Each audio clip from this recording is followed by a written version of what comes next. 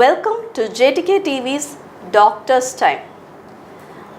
மருத்துவர்கள்கிட்ட கேட்குறதுக்கு நமக்கு நிறைய சந்தேகங்கள் இருக்கும். சின்ன சின்ன விஷயமும் அவங்ககிட்ட கேட்கணும்னு நமக்கு தோணும். But we always don't have the time. டாக்டர்ஸ்க்கும் நம்மளுடைய கேள்விகள் எல்லாத்துக்கும் பதில் சொல்கிறதுக்கு பொறுமையும் இருக்காது, நேரமும் இருக்காது. அதனால தான் இந்த நிகழ்ச்சி Jtktv டாக்டர்ஸ் டைம். ஒவ்வொரு நாளும் ஒரு சப்ஜெக்ட் பற்றி, ஒரு நோயை பற்றி நாம் பேசிகிட்ருக்கோம், அந்த ரெஸ்பெக்டிவ் ஸ்பெஷலிஸ்ட் டாக்டர் கூட. ஸோ இன்றைக்கும் என்னுடைய கெஸ்ட்டாக வந்திருக்காங்க டாக்டர் ஜேசன் ஆம்ப்ரோஸ் அவர்கள். வணக்கம் டாக்டர். வணக்கம். Thank you so much for being my guest again.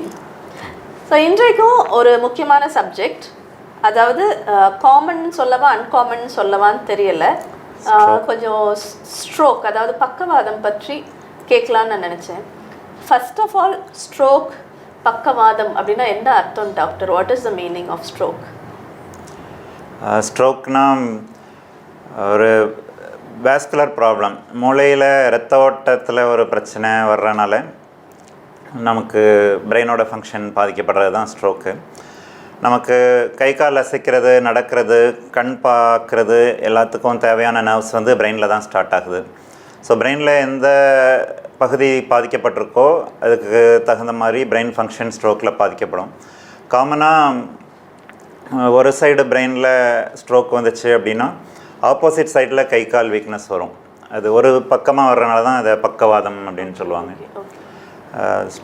ஸ்ட்ரோக்னாலே சடனாக வரும், ஒரு சடன் வாஸ்குலர் ப்ராப்ளம்னால அந்த மாதிரி ஒன் சைடட் வீக்னஸ். சில பேருக்கு பேச முடியாமல் போகலாம், சில பேருக்கு பார்வை ஒரு பக்கமாக மறைக்கலாம், சில பேருக்கு தடுமாற்றம் அந்த மாதிரி இருக்கலாம். ஸோ அந்த வெரைட்டி ஆஃப் மேனிஃபெஸ்டேஷன்ஸ் இருக்குது. ஸோ பிரெயின் ப்ராப்ளம்னால இப்படி சடனாக வர்ற ப்ராப்ளம் தான் ஸ்ட்ரோக். நிறைய டைப்ஸ் இருக்குன்னு நீங்கள் ஏற்கனவே சொல்லியிருந்தீங்க. What are the types? ஸ்ட்ரோக்கில் மெயினாக 2 டைப்ஸு. ஒன்று இஸ்கெமிக் ஸ்ட்ரோக்குன்னு சொல்லுவாங்க, இன்னொன்று ஹெமரேஜிக் ஸ்ட்ரோக். இஸ்கெமிக் ஸ்ட்ரோக்னால் இரத்த குழாய் அடைக்கிறது மூலமாக பிரெயினில் ஒரு பகுதிக்கு இரத்த ஓட்டம் சரியாக போகலை அப்படின்னா அது இஸ்கெமிக் ஸ்ட்ரோக்கு.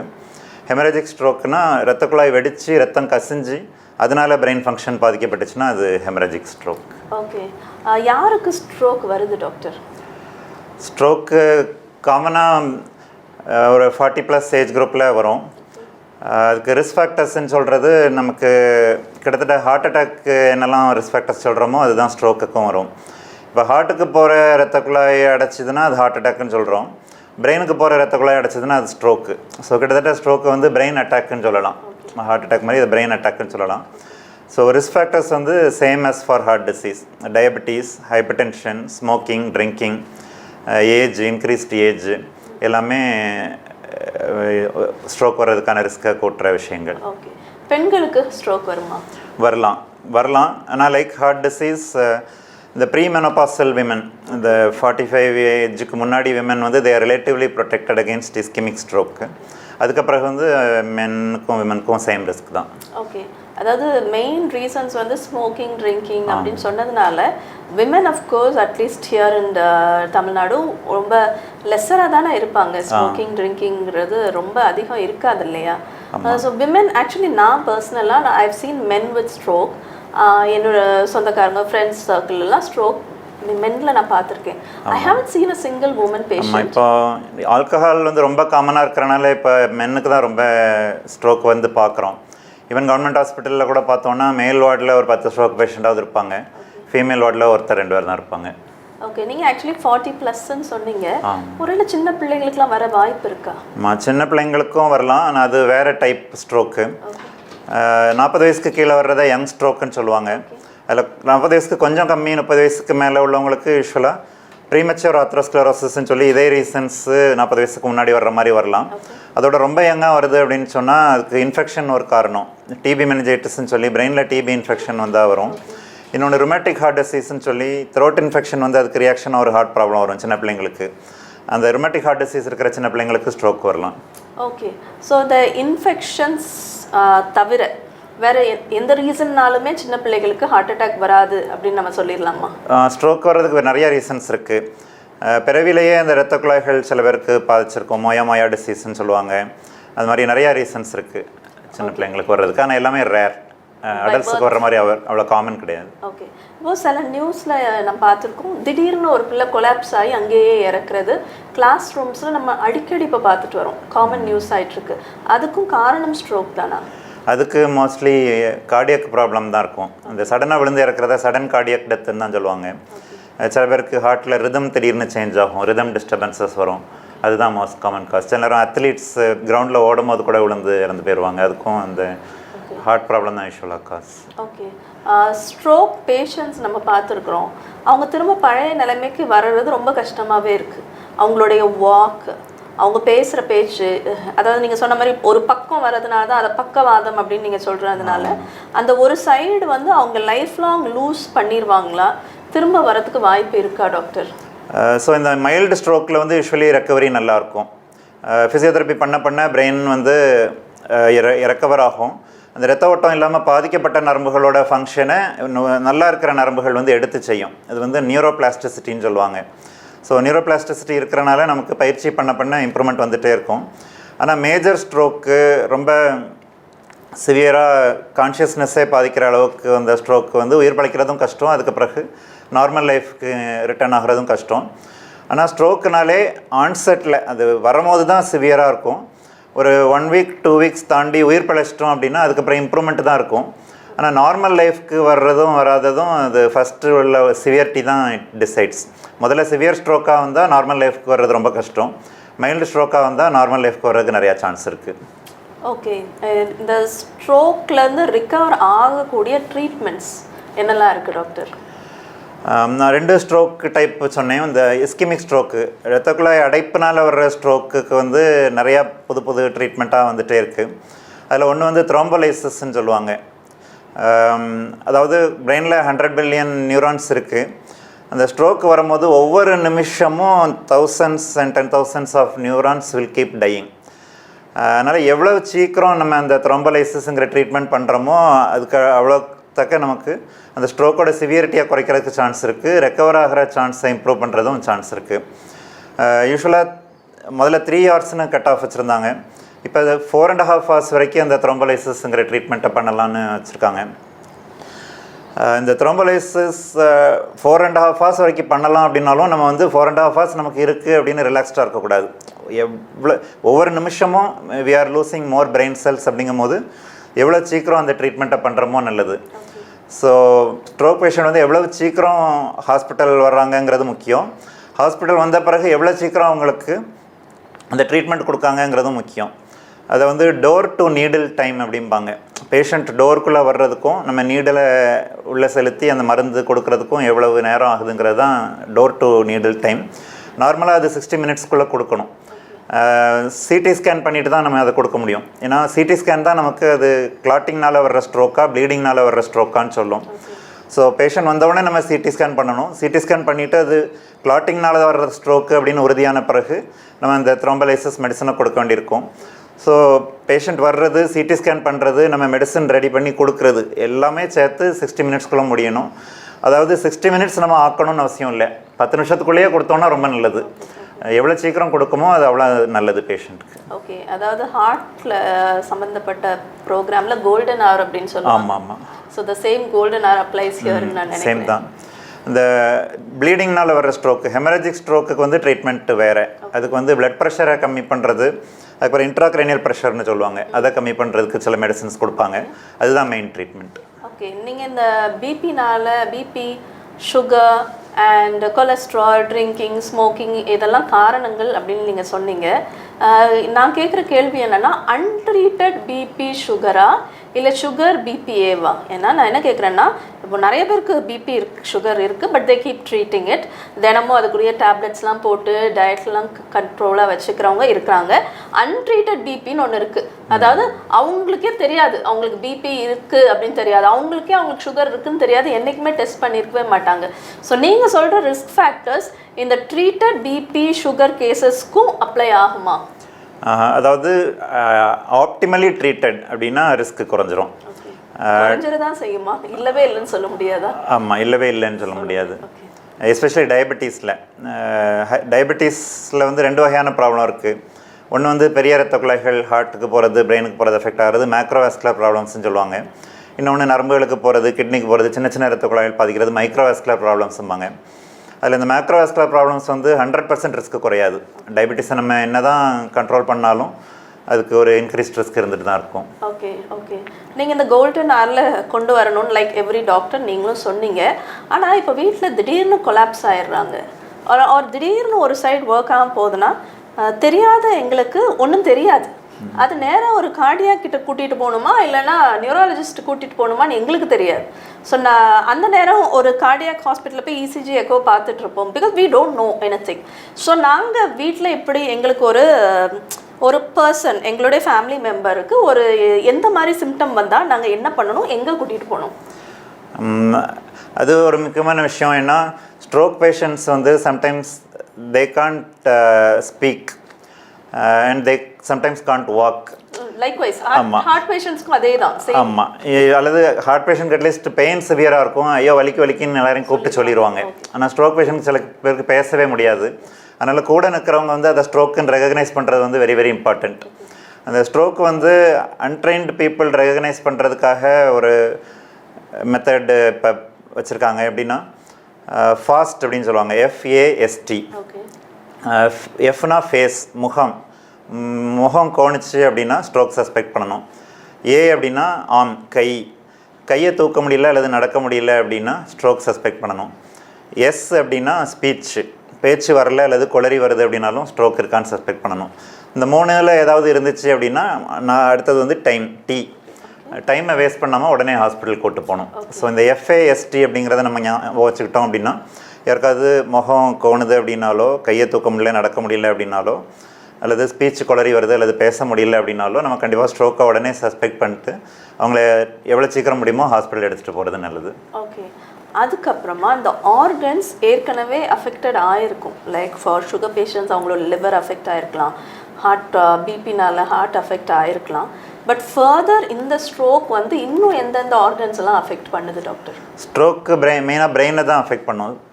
ஸ்ட்ரோக்குனாலே பிரெயின் ப்ராப்ளம் தான். ஆனால் நீங்கள் சொன்ன மாதிரி ஸ்ட்ரோக்குக்கு என்ன ரிஸ்க் ஃபேக்டர் இருக்கோ அந்த பிரச்சனை வந்து மிச்ச ஆர்கன்ஸை அஃபெக்ட் பண்ணியிருக்கலாம். இப்போ டயபெட்டிஸ்னால தான் ஸ்ட்ரோக் வருது அப்படின்னா டயபெட்டிஸ் வந்து ஹார்ட், கிட்னியெல்லாம் அவங்களுக்கு அஃபெக்ட் பண்ணியிருக்கலாம். ஆனால் ஸ்ட்ரோக்குனால வேறு ஆர்கன்ஸ் யூஸ்வலாக அஃபெக்ட் ஆகாது. ஸ்ட்ரோக் வந்த பிறகு நமக்கு கான்ஷியஸ் சரியில்லாதனால சில நேரம் நம்ம சுவாச குழாயை பாதுகாக்க முடியாது, ஏர்வேயை நம்ம ப்ரொடெக்ட் பண்ண முடியாது. அதனால் சாப்பிடும் போது சில நேரம் லங்ஸுக்குள்ளே ஆஸ்பிரேட் ஆயிரும், அதனால் லங்ஸ் இன்ஃபெக்ஷன் அந்த மாதிரி வரலாம். ஸோ அந்த மாதிரி செகண்டரியாக லங்ஸ் இன்ஃபெக்ஷன் அந்த மாதிரிலாம் வரலாம். But stroke as such it's a brain problem. அதனால் ஸ்ட்ரோக்கில் வந்து வேறு ஆர்கன்ஸ் அஃபெக்ட் ஆகாது. ஓகே. இப்போ நீங்கள் பிரெயின் ப்ராப்ளம் அப்படின்னு சொல்லும்போது stroke patients after that stroke அவங்களுடைய பிரெயினுடைய பிஹேவியர் எப்படி இருக்கும், அவங்களுக்கு மெமரி பவர் எப்படி இருக்கும், அவங்களுடைய காக்னிட்டிவ் ஸ்கில்ஸ் எப்படி இருக்கும், அவங்களுடைய திங்கிங் எப்படி இருக்கும், அவங்களுடைய சைக்காட்ரி எப்படி இருக்கும், டிப்ரெஸ்ட் ஆயிடுவாங்களா? ஆமாம், இது எல்லாமே பாதிக்கப்படுறதுக்கு வாய்ப்பு இருக்குது.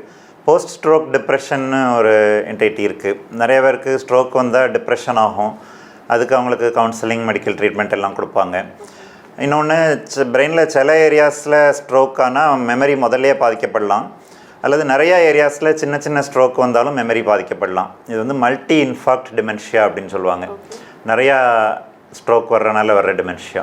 ஓகே. டிமென்ஷியா பற்றி ஏற்கனவே நம்ம பேசியிருக்கோம். ஸ்ட்ரோக் பீப்புள், நான் ஸ்ட்ரோக் மென் பேஷண்ட்ஸ் நான் பார்த்துருக்கேன், தே ஆர் நார்மல் நவ் எல்லாம். பட் அந்த வாக் அதெல்லாம் கொஞ்சம் மாறி இருக்குது. But mind wise they are very sharp and very normal. So I want to know, stroke வந்தால் அவங்க எவ்வளோ நாட்களில் அவங்க நார்மல் ஆகலாம்? I mean mentally, I'm not talking about physical. அந்த மைண்ட் வந்து, because mind is more important, அந்த mind மறுபடியும் அதே ஷார்ப்னஸ், அதே ஸ்கில், அதே மேத்தமெட்டிக்கல் ஷார்ப்னஸ்க்கு அளவுக்கு வர வாய்ப்பு இருக்கா? அது depends on the severity of stroke and the area of the brain involved. இப்போ பிரெயின்லேயே மேக்ஸுக்குன்னு ஒரு இடம் இருக்குது, ஸ்பீச்சுக்குன்னு ஒரு இடம் இருக்குது, திங்கிங்க்குன்னு ஒரு இடம் இருக்குது. இந்த ஏரியாஸ்லாம் அஃபெக்ட் ஆனால் நம்ம மைண்ட் ரெக்கவர் ஆகிறதுக்கு ரொம்ப டைம் ஆகும். அதே நேரத்தில் மோட்டார் நர்வ்ஸ், இப்போ கை கால் அசைவுக்குள்ள நர்வ்ஸ் மட்டும்தான் பாதிச்சிருக்கு அப்படின்னா அவங்களுக்கு மைண்ட் ரொம்ப பாதிக்கப்படாது, அவங்க முதலே ஷார்ப்பாக தான் இருப்பாங்க. ஓகே. டிமென்ஷியா கட்டாயம் இருக்குமா? டிமென்ஷியானா மறதி நோய் அப்படி நம்ம ஏற்கனவே ஒரு ப்ரோக்ராமில் பேசணும். டிமென்ஷியா கட்டாயம் இருக்குமா டாக்டர்? சிங்கிள் ஸ்ட்ரோக் வந்துச்சுன்னா அது அந்த மெமரிக்கான பார்ட்டில் வந்துச்சுன்னா தான் டிமென்ஷியா இருக்கும். ஆனால் மல்டிபிள் ஸ்ட்ரோக்ஸ் அக்யூமுலேட் ஆகும்போது யூஸ்வலாக சம் டிகிரி ஆஃப் டிமென்ஷியா வந்துடும். Okay okay. ஸோ ஏற்கனவே நான் ட்ரீட்மெண்ட்ஸ் பற்றி கேட்டேன். அதாவது இந்த மெடிக்கல் பற்றி அதிகம் தெரியாத எங்களுக்கு தெரிஞ்சது டேப்லெட்ஸ், சர்ஜரி, ஃபிசியோதெரப்பி, இது எங்களுக்கு தெரியும். But what is the actual treatment doctor? என்ன மாதிரி டேப்லெட்ஸ் அண்ட் மெடிகேஷன்ஸ் கொடுக்குறீங்க? எவ்வளோ நாள்? ஸ்ட்ரோக் வந்து அக்யூட்டாக கொடுக்குறது மெயினாக அந்த த்ரோம்பலைசிஸ்னு சொன்ன ஒரு மெடிசன். இன்னொன்று வந்து இப்போ மெக்கானிக்கல் த்ரோம்பெக்டமின்னு ஒரு type of minimally invasive surgery. எப்படின்னா பிளட் வெசல்ஸ் வழியாக ஆஞ்சியோகிராம் பண்ணிவிட்டு ஒயரை விட்டு அந்த இரத்த குழாயை விரித்து விட்டு அதில் உள்ள கிளாட்டை ஆஸ்பிரேட் பண்ணி எடுப்பாங்க. அது இப்போ பெரிய ஹாஸ்பிட்டல்ஸ்லாம் பண்ணுறாங்க. அதுக்கும் இந்த மாதிரி டோர் டு நீடில் டைம் உண்டு. பொதுவாக ஒரு 90 மினிட்ஸ்க்குள்ளே அது பண்ணணும். த்ரோம்பலைசிஸ் எப்படி 60 மினிட்ஸ்க்குள்ளே பண்ணணுமோ அது மாதிரி ஒரு 90 மினிட்ஸ்க்குள்ளே பண்ணணும். ஆனால் த்ரோம்பலைசிஸ் வந்து 4.5 ஹவர்ஸ்க்குள்ளே பண்ணிடணும். இந்த த்ரோம்பெக்டமிங்கிறது ஒரு 10 to 12 ஹவர்ஸ் வரைக்கும் கூட சில நேரம் பண்ணலாம். ஸோ இதுதான் அக்யூட் ட்ரீட்மெண்ட். இந்த அக்யூட் இது தாண்டிருச்சு அப்படின்னா நியூரான்ஸ் வந்து கண்டிப்பாக கொஞ்சம் பெர்மனெண்ட்டாக லாஸ் ஆயிரும். இப்போ நம்ம ஒரு உதாரணத்துக்கு சொல்லி புரிகிற மாதிரி சொல்லணும் அப்படின்னா, இப்போ செடிக்கு தண்ணி ஊற்றாமல் விட்டுறோம் அப்படின்னா அது ஒரு 2-3 நாளில் வாடிடுதில்ல. அதுக்கப்புறம் ரொம்ப லேட்டாக தான் நம்ம கண்டுபிடிச்சி திரும்ப தண்ணி ஊற்றுறோம் அப்படின்னா, ஒரு வாரம் கழிச்சு தான் தண்ணி ஊற்றுறோன்னா சில டைம் அந்த செடி பிழைக்காது. அப்படி தானே? அது மாதிரி நம்ம பிரெயினில் உள்ள நர்வ்ஸ் வந்து 3 நிமிஷம் ரத்த ஓட்டம் இல்லை அப்படின்னாலே வாட ஆரம்பிச்சிடும். பிரெயினோட இஸ்கிமியா டைம், ரத்த ஓட்டம் இல்லாமல் அது சர்வைவ் ஆகக்கூடியது வந்து ஒரு 1 to 3 மினிட்ஸ் தான். அதை தாண்டி போச்சு அப்படின்னா will permanently start losing brain cells. ஆனால் நிறையா ஸ்ட்ரோக் வந்து மணிக்கணக்காக ஆன பிறகு தானே நம்ம பார்த்து ட்ரீட்மெண்ட்டே பண்ணுறோம். அதனால் ஏற்கனவே உள்ள பாதிப்பை சரி பண்ணுறதுக்கு மெடிசன்ஸ் கிடையாது. ஆனால் திரும்ப ஸ்ட்ரோக் வராமல் இருக்கிறதுக்கு ஆஸ்பிரின் ஒரு மெடிசன், இந்த அட்டோவாஸ்டாட்டின் ஒரு மெடிசன்லாம் கொடுப்பாங்க. அது வந்து நம்ம லைஃப் லாங்காக போட வேண்டியிருக்கும் திரும்ப அது ஸ்ட்ரோக் வராமல் இருக்கிறதுக்கு. ஏன்னா திரும்ப சின்ன சின்ன ஸ்ட்ரோக்காக வந்துச்சுன்னா நமக்கு டிமென்ஷியா வந்துடும். மேஜர் ஸ்ட்ரோக் திரும்ப வந்துச்சுன்னா உயிருக்கு ஆபத்து வந்துடும். ஸோ இது வந்து செகண்டரி ப்ரிவென்ஷன் சொல்லுவாங்க. ஏற்கனவே ஒரு தடவை கூட ஸ்ட்ரோக் வராதவங்க ஸ்ட்ரோக் வராமல் இருக்கிறதுக்கு பண்ணக்கூடிய ஆக்டிவிட்டீஸ் வந்து பிரைமரி ப்ரிவென்ஷன் சொல்லுவோம். Healthy diet, exercise, controlling diabetes and hyper tension, இதெல்லாம் பிரைமரி ப்ரிவென்ஷன். ஏற்கனவே ஸ்ட்ரோக் வந்தவங்களுக்கு ஆஸ்பிரின் இதெல்லாம் கொடுத்து திரும்ப ஸ்ட்ரோக் வராமல் நம்ம பார்த்துக்கிறது வந்து செகண்டரி ப்ரிவென்ஷன் அப்படின்னு சொல்லுவோம். ஓகே. நீங்கள் இந்த ரிப்பீட் ஆகும் அப்படின்னு சொல்லும்போது that question just arose in my heart. அப்படி எத்தனை தடவை திரும்ப வர வாய்ப்பு இருக்குது? எத்தனை நாட்களுக்குள்ளே ஒரு வருடங்களுக்குள்ளே திரும்ப வர வாய்ப்பு இருக்குது டாக்டர்? அதுக்கு கணக்கு எதுவும் கிடையாது. சின்ன ஸ்ட்ரோக்கு திரும்ப திரும்ப வந்து சில பேருக்குலாம் பிரெயினில் மல்டிபிள் ஸ்ட்ரோக்ஸ் இருக்கும். மோர் தென் 10 இன்ஃபாக்ட்ஸ் கூட இருக்கலாம் பிரெயினில். அதே நேரத்தில் பெரிய ஸ்ட்ரோக்கு வந்தால் ஒரே ஸ்ட்ரோக்கில் உயிருக்கு ஆபத்து வர்றதுக்கும் வாய்ப்பு இருக்குது. ஸோ இத்தனை ஸ்ட்ரோக்கு வரும், இவ்வளோ நாளில் வரும் அப்படின்லாம் நம்ம சொல்ல முடியாது. ஆனால் நம்ம யூஸ்வலாக ஸ்ட்ரோக் வந்து அந்த ரிஸ்க் ஃபேக்டர்ஸை கண்ட்ரோல் பண்ண ஆரம்பிச்சிருவோம் இல்லையா? அந்த ஆஸ்பிரின் கொடுப்போம், பிபி சுகரெல்லாம் கண்ட்ரோல் பண்ணுவோம். அதனால் செகண்ட் டைம் வர்றதுக்கு வாய்ப்பு குறை தான். Okay okay. In your personal cases ஒரு இதான் மேக்ஸிமம் நம்பர் ஆஃப் ஸ்ட்ரோக் இந்த பேஷண்ட்டை பார்த்தேன் அப்படிங்கிற நம்பர் என்ன? அதாவது சில பேருக்கு சைலண்ட் ஸ்ட்ரோக்குன்னு சொல்லி அவங்களுக்கு தெரியாமலே பிரெயினில் மோர் தென் 10 இன்ஃபாக்ட்ஸ்லாம் இருக்கும். இன்ஃபாக்ட்ஸ் மீன்ஸ் அந்த பிரெயினில் அந்த ஸ்ட்ரோக் வந்துட்டு போனேன் அதோட அறிகுறி, ஒரு ஸ்கார் மாதிரி சொல்லலாம். அது அப்படிலாம் இருக்கும். ஆனால் ஸ்ட்ரோக்குன்னு பேஷண்ட்டுக்கு தெரிஞ்சு வர்றது மேக்ஸிமம் ஒரு 2 to 3 டைம்ஸ் வர்றது பார்த்துருக்கோம். Okay. Maximum is 2 to 3 times. ஆமாம். அதுலேயே பேஷண்ட் ரொம்ப டிசேபிள் ஆயிடுவாங்க. இல்லை ஓகே. 2 to 3னா what was the time span doctor in those cases? யூஷுவலாக ஒரு 6 months to 1 year apart. Okay. இந்த 2 to 3. ஸோ இந்த நிறையா வருது அப்படிங்கிறப்போ எனக்கு I would like to know how they should prevent. அதாவது நீங்கள் சொல்கிறது எல்லாமே நம்ம டயக்னோசிஸ் பார்த்தோம், ட்ரீட்மெண்ட் பார்த்தோம். ஆனால் முக்கியமாக இந்த ப்ரோக்ராம் எல்லாம் நம்ம நடத்துறதுக்கு காரணமே வராமல் இருக்கணும், வேண்டாம் ஸ்ட்ரோக் வேண்டாம் அப்படிங்கிறது தானே நம்ம aim. What is the prevention for those who never got ஸ்ட்ரோக்கே எனக்கு வந்ததில்லை அப்படிங்கிற எனக்கு நீங்கள் என்ன அட்வைஸ் பண்ணுவீங்க? ஸ்ட்ரோக் வந்திருக்குது அப்படிங்கிறவங்களுக்கு என்ன லைஃப் ஸ்டைல் நீங்கள் ரெக்கமெண்ட் பண்ணுவீங்க? அதாவது ப்ரிவென்ஷன் வந்து 2 பேருக்கும் கிட்டத்தட்ட ஒன்று தான். இந்த ப்ரைமரி ப்ரிவென்ஷன் முதல்லையே ஸ்ட்ரோக் வராமல் இருக்கிறவங்களுக்கு healthy diet, stress reduction, adequate sleep, exercise, அப்புறம் டயபெட்டிஸ், ஹைப்பர் டென்ஷன் எதுவும் இருந்துச்சுன்னா அதை கண்ட்ரோலில் வைக்கிறது, ஸ்மோக்கிங் ட்ரிங்கிங் அவாய்ட் பண்ணுறது, இதுதான் மெயின். செகண்டரி ப்ரிவென்ஷனுக்கு இது எல்லாமும் பண்ணணும். அதோட சேர்த்து இந்த ஆஸ்பிரின் அந்த ஒரு 2-3 மாத்திரை கொடுப்பாங்க, அதுவும் கண்டினியூ பண்ணணும். இன்னொன்று சர்ஜிக்கல் ட்ரீட்மெண்ட் பற்றி முதல்ல கேட்டிங்க. சர்ஜிக்கல் ட்ரீட்மெண்ட் வந்து ப்ரிவென்ஷனுக்கும் இருக்குது. எப்படின்னா இந்த கரோட்டிட் ஆர்ட்ரின்னு சொல்லி பிரெயினுக்கு போகிற இரத்த குழாயில் கொழுப்பு ரொம்ப படிஞ்சிருக்கு, அது 70% மேலே பிளாக் ஆகிருக்கு அப்படின்னு சொன்னால் அதுக்கு ஒரு சர்ஜரி பண்ணுவாங்க. ஸ்ட்ரோக் வராமல் இருக்கிறதுக்கு ஒரு சர்ஜரி பண்ணுவாங்க. ஓகே, ஹவு டஸ் கொலஸ்ட்ரால், இந்த கொழுப்புன்னு நீங்கள் சொன்னதுனால அங்கே கொழுப்பு வரதுக்கு காரணம் கொலஸ்ட்ராலாக தானே இருக்கும்? ஆமாம், ஆக்சுவலாக நம்ம உடம்பு ஃபுல்லாக இந்த பிளட் வெசல்ஸ்க்கு உள்ள லைனிங் பேர் எண்டோத்தீலியல் லைனிங்னு சொல்லுவாங்க. இந்த எண்டோத்தீலியல் லைனிங் எல்லா ஆர்கன்ஸ்லேயுமே இருக்குது. பிரெயின், ஹார்ட், கிட்னிஸ், நம்ம கை விரல் நுனிகள் வரைக்கும் எல்லா ஆர்கன்ஸ்லேயுமே இருக்குது. அந்த எண்டோத்தீலியம் பாதிக்கப்படுறதுனால தான் அந்த ஃபேட் டெபாசிட்டு, கிளாட்டிங் எல்லாமே ஆகுது. இப்போ ஹார்ட்டில் அது பாதிக்கப்படுறதுக்கும் காரணம் அதுதான், பிரெயினில் பாதிக்கப்படுறதுக்கும் காரணம் அதுதான். எண்டோத்தீலியம் பாதிக்கப்படுறதுக்கு ரீசன் தான் நான் சொன்ன இந்த எல்லா ரிஸ்க் ஃபேக்டர்ஸுமே. Diabetes, hypertension, smoking, stress எல்லாமே இந்த எண்டோத்தீலியத்தை பாதிக்கிறனால தான் கொழுப்பு அதில் படியுது. கொழுப்பு அதில் படிகிறதுக்கு காரணம் வந்து is it like we are putting on weight, obesity, அது காரணமா இல்லைன்னா ஹிடன் ஃபேக்டர்ஸா டாக்டர்? ஒபிசிட்டி மட்டும் ஒரு காரணம்னு சொல்ல முடியாது. அந்த டயபெட்டிஸ், ஹைப்பர் டென்ஷன் இதோட சேர்ந்த ஒபிசிட்டி, இந்த மெட்டபாலிக் சிண்ட்ரோம்னு சொல்லுவாங்க, அது வந்து ஒரு முக்கிய காரணம். சில பேருக்கு கான்ஸ்டிடியூஷனல் ஒபிசிட்டிம்பாங்க, இந்த அப்பா அம்மா குண்டாக இருப்பாங்க, அதனால் இவங்களும் குண்டாக இருப்பாங்க, ஆனால் சுகர் கொலஸ்ட்ரால்லாம் நார்மலாக இருக்கும். அந்த மாதிரி ஒபிசிட்டி வந்து ரொம்ப பயப்பட வேண்டாம். ஓகே, இப்போ இந்த கொழுப்பு அங்கே படிச்சிருக்கோம் அப்படின்னு நீங்கள் சொன்னதுக்கு நாங்கள் ஐடென்டிஃபை பண்ண முடியுமா? ஏன்னா பார்க்காத இடம், we can find that out. How do we find that out? சில பேருக்கு கொலஸ்ட்ரால் ஹையாக இருக்கிறதுக்கான அறிகுறிகள் தெரியும். இந்த கண் எமைகள் பக்கத்தில் கொழுப்பு படிஞ்சிருக்கும், ஜாந்தலஸ்மான்னு சொல்லுவாங்க. சில பேருக்கு இந்த கால் டெண்டன்ஸ் பக்கத்துலலாம் கொழுப்பு படியும், அது ஜாந்தோமாஸ்ன்னு சொல்லுவாங்க. ஆனால் அது வந்து 100 ஆளுக்கு தான் அப்படி தெரியும். மிச்சவங்களுக்கு பிளட் டெஸ்ட் அல்லது ரத்த குழாயில் ஸ்கேன் எடுத்து பார்த்தா தான் தெரியும். ஓகே ஓகே, ஸோ ஸ்கேன் மூலமாக you can find that out. ஆமாம், டாப்ளர் ஸ்கேன் சொல்லுவாங்க கழுத்தில். Oh, what is that scan? Doppler. Doppler scan எல்லாருமே அதை பண்ணிக்கணுமா? இல்லை, யாரெல்லாம் அதை பண்ண தேவையில்லை. நம்ம வந்து ஜென்ரல் செக்கப்புங்கிறது பிளட்ல மட்டும் பார்த்தா போதும். ஏன்னா அது ஸ்ட்ரோக்குக்கு முந்தின ஸ்டேஜ் அது தானே. பிளட்ல கொலஸ்ட்ரால் லெவல் கூட இருக்கிறது, சுகர் லெவல் கூட இருக்கிறது, பிளட் ப்ரெஷர் கூட இருக்கிறது, அதை கண்ட்ரோல் பண்ணாலே போதும். நம்ம முதலே ஸ்கேன் பண்ணி பார்க்கணும்னு அவசியம் இல்லை. ஓகே ஓகே, இப்போது இந்த நம்ம ஏற்கனவே பேசுன டிமென்ஷியா பற்றி பேசணும், நம்ம ஒரு ஸ்லீப் டிஸார்டர்ஸ் பற்றி முன்னாடி பேசியிருக்கோம். ஸ்லீப் ப்ராப்ளம்ஸ் இன் ஸ்லீப்னாலையும் இந்த ஸ்ட்ரோக் வர வாய்ப்புண்டா? எந்த வயசில்? ஆமாம், ஸ்லீப் டெப்ரிவேஷன் வந்து சுகரையும் அக்ரவேட் பண்ணும், பிபியும் அக்ரவேட் பண்ணும்.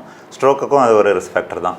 ஸ்ட்ரெஸ் இஸ் அ ரிஸ்க் ஃபேக்டர்னு நீங்கள் சொன்னீங்க, but I want to know the biology of it. அதாவது சயின்டிஃபிக்லி அதுக்கும் என்ன காரணம்னு. ஏன்னா நான் நினைக்கிறேன் அப்படின்னா, because we are uneducated medically, ஸ்ட்ரெஸ்ஸுங்கிறது நான் நினைக்கிறேன் நினைவு தானே. How does it affect my physique அப்படிங்கிறது நான் எல்லா டாக்டர்ட்டுமே கேட்குற ஒரு கேள்வி. அதாவது பாடியில் ஆட்டோனாமிக் நர்வஸ் சிஸ்டம்னு ஒன்று இருக்குது. அதில் சிம்பத்தட்டிக் நர்வஸ் சிஸ்டம்னு ஒன்று சொல்லுவாங்க, பேராசிம்பத்தட்டிக் நர்வஸ் சிஸ்டம் ஒன்று சொல்லுவாங்க. 2 டைப் இருக்குது ஆட்டோனாமிக் நர்வஸ் சிஸ்டமில். இதில் வந்து சிம்பத்தட்டிக் நர்வஸ் சிஸ்டம் வந்து ஸ்ட்ரெஸ் டைமில் ஆக்டிவேட் ஆகும். சிம்பத்தட்டிக் நர்வஸ் சிஸ்டம் ஆக்டிவேட் ஆச்சுன்னா ஹார்ட் பீட் கூடும், ப்ரெஷர் கூடும், ஸ்வெட் ஆகும். இதெல்லாம் சிம்பத்தட்டிக் நர்வஸ் சிஸ்டம் ஆக்டிவேஷன். நம்ம அலர்ட்டாக இருப்போம், எதுவும் டேஞ்சர் வந்தால் நம்ம அதை டேக்கிள் பண்ணுறதுக்கு ரெடியாக இருப்போம். இதுதான் stress, sympathetic nervous system activation. அதுக்கு ஸ்ட்ரைட் ஆப்போசிட் வந்து பேராசிம்பத்தட்டிக் நர்வஸ் சிஸ்டம். அது வந்து resting and restoring ourselves. இப்போ ரிலாக்ஸ்டாக இருக்கும் அப்படின்னா ப்ரீதிங் ரேட் குறைஞ்சிரும், ஹார்ட் ரேட் குறைஞ்சிரும், பிளட் ப்ரெஷர் குறைஞ்சிரும். இதெல்லாம் opposite state parasympathetic nervous system. So நம்ம ரெக்கரண்ட்டாக சிம்பத்தட்டிக் நர்வஸ் சிஸ்டம் ஆக்டிவேட் ஆகிட்டே இருக்குது, ஸ்ட்ரெஸ்ஸுனால ரெக்கரண்ட்டாக ஹார்ட் பீட்ஸ் கூடுது, நமக்கு பிளட் ப்ரெஷர் கூடிட்டே இருக்குது அப்படின்னா அதுதான் க்ரானிக் ஸ்ட்ரெஸ்ன்னு சொல்கிறோம். ஸோ அந்த பிளட் ப்ரெஷர் அடிக்கடி கூடும் போதெல்லாம் அந்த பிளட் வெசல்ஸோடைய இன்னர் லைனிங், அந்த எண்டோத்தீலியம் வந்து ஸ்ட்ரெஸ் ஆகிட்டே இருக்குது. ஸோ அப்படி வருஷக்கணக்கில் நம்ம திரும்ப திரும்ப ஸ்ட்ரெஸ் ஆகி பிளட் ப்ரெஷர் கூடி அந்த எண்டோத்தீலியம் டேமேஜ் ஆகும்போது கொஞ்சம் கொஞ்சமாக அதில் கொழுப்பு படி ஆரம்பிச்சிடும், ஒரு நாள் அடைச்சிரும். ஓகே, ஸோ பார்க்காத விஷயமும் அஃபெக்ட் பண்ணும் அப்படிங்கிறதுக்கான எக்ஸ்ப்ளனேஷன் இது. So thank you so much for answering all my questions. And இப்போ என்னுடைய கடைசி கேள்வி, ஏற்கனவே ஸ்ட்ரோக் வந்தவங்களை விட இந்த கூட இருக்கவங்க ரொம்ப கஷ்டப்படுவாங்க. Those who are taking care of the stroke patients, அவங்களுக்கும் நீங்கள் என்ன சொல்ல விரும்புகிறீங்க? கேர் கிவர்ஸ் வந்து அவங்க எமோஷனலி ஹெல்த்தியாக இருக்கிறது ரொம்ப முக்கியம். சில நேரம் பேஷண்ட் இம்மொபைல் ஆயிடுறாங்க, அவங்கள தூக்கி உட்கார வைக்கணும், பாத்ரூம் போகிறதுக்கு எழுப்பி விட்டு கூட்டு போகணும், அதில் பார்த்துக்கிட்டு இருக்கிறவங்களுக்கே ஹெல்த் பாதிச்சிடும். கொஞ்சம் வெயிட்டான ஆள்னா தூக்கி விடுறது, நடத்தி கொண்டு போகிறதுல கேர்கிவர்ஸுக்கு டிஸ்க் ப்ராப்ளம் அந்த மாதிரிலாம் வர ஆரம்பிச்சிடும். ஸோ அது கேர்கிவிங் வந்து முதல்ல ஒரு டீம் எஃபர்ட்டு, ஒரே ஆள் பார்த்துக்கிடாமல் 2-3 பேர் சேர்ந்து பார்த்துக்கிடுறது. இன்னொரு ப்ரொஃபஷனல் ஹெல்ப்பு, ஃபிசியோதெரப்பி ஸ்பெஷலிஸ்ட் யாரும் இருந்தாங்கன்னா அவங்களோட ஹெல்ப்பையும் எடுத்துக்கிறது ரொம்ப நல்லது. இன்னொன்று வந்து அப்படி நிறைய பேர் சேர்ந்து பார்த்துக்கிட்டாலும் மெயின் ரெஸ்பான்சிபிலிட்டி சில நேரம் ஒரே ஆள்கிட்ட தான் இருக்கும். அப்படி யார் ரொம்ப ரெஸ்பான்சிபிலிட்டி எடுக்காங்களோ அவங்க வந்து இடையில ஒரு பிரேக், அவங்க டு ரீஸ்டோர் தெம் செல்ஸ், இடையில ஒரு பிரேக் எடுத்துக்கிட்டால் they can also stay mentally healthy and they can take care of the patient betterன்னு நினைக்கிறேன். Okay, so thank you so much for answering all my questions doctor. Stroke வராதுன்னு நம்ம நம்புவோம், stroke patients இனிமேட் இருக்க மாட்டாங்கன்னு நம்ம நம்புவோம், ஒரு ஹெல்த்தி லைஃப் ஸ்டைல் ஃபாலோ பண்ணுவோம். சொன்ன ரிஸ்க் ஃபேக்டர்ஸ் எல்லாம் நோட் பண்ணிக்கோங்க. Let us control our numbers, அதாவது blood pressure, cholesterol. We should know the numbers, know the numbers. Dr. Ravi Edwin சொல்லிட்டே இருப்பாங்க. Know the numbers and control the numbers. And thank you so much for being my guest today.